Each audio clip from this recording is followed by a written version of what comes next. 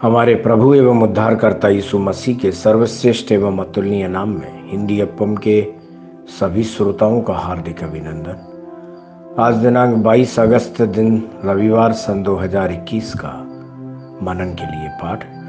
आज का शीर्षक है अपनी इसी शक्ति पर जा।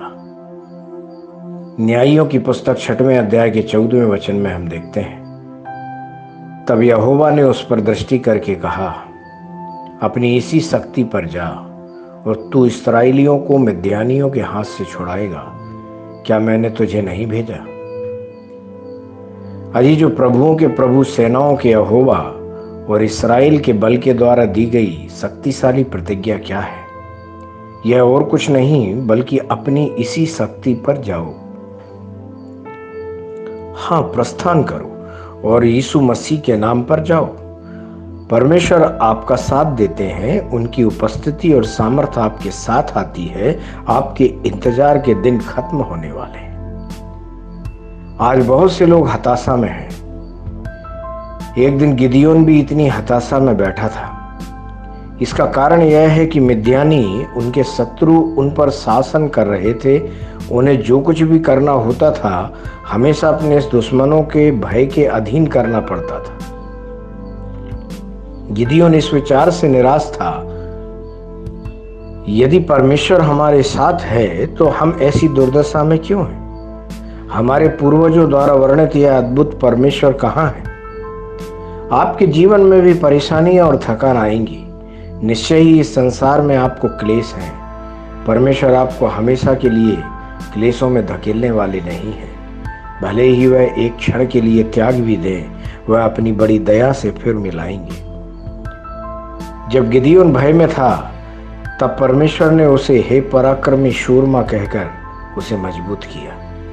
जब गिदियोन सामर्थ्य और शक्ति की कमी के बारे में चिंतित था तो परमेश्वर ने उससे कहा, अपनी इस शक्ति से जाओ। शैतान की सबसे बड़ी चाल में से एक है लोगों को भय की भावना से बांधना। स्थितियों के बारे में डर, समस्याओं के बारे में डर, भविष्य के बारे में डर, आगे बार बार धमकी देकर वह परमेश्वर के लोगों को निष्क्रिय बना देता है। पवित्र शास्त्र कहता है, क्योंकि परमेश्वर ने हमें भय की नहीं पर सामर्थ्य और प्रेम और संयम की आत्मा दी है। 2 तीमुथियुस 1 अध्याय के 7वें वचन में इस तरह से लिखा है, अपनी कमजोरी से थके नहीं। अपनी कमियों पर विचार करके कभी भी हीन भावनाओं को जगह ना दें। परमेश्वर की ओर देखें, वह कितने मजबूत हैं।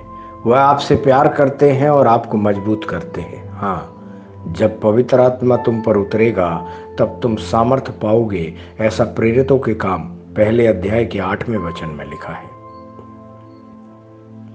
परमेश्वर के प्रिय बच्चों, परमेश्वर का वचन जो आत्मा और जीवन है निश्चित रूप से आपके मन, आत्मा और शरीर को मजबूत करेगा। प्रेरित पौलुस ने कहा, जो मुझे सामर्थ्य देता है उसमें मैं सब कुछ कर सकता हूँ। फिलिपियों 4 अध्याय के 13वें वचन में ऐसा लिखा है। क्या ऐसा नहीं है? ध्यान करने के लिए आज जो वचन लिया है प्रकाशित वाक्य उसका 3 अध्याय उसका 8वां वचन, जहां इस तरह से लिखा है, मैं तेरे कामों को जानता हूं।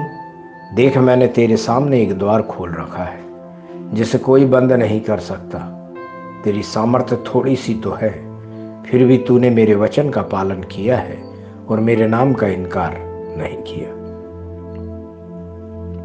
परमेश्वर के इन वचनों के सुनकर, पढ़कर, मनन करके इनके अनुसार अपने जीवन को जीने पर परमेश्वर आपको बहुतायत से आशीष देवे। आमीन।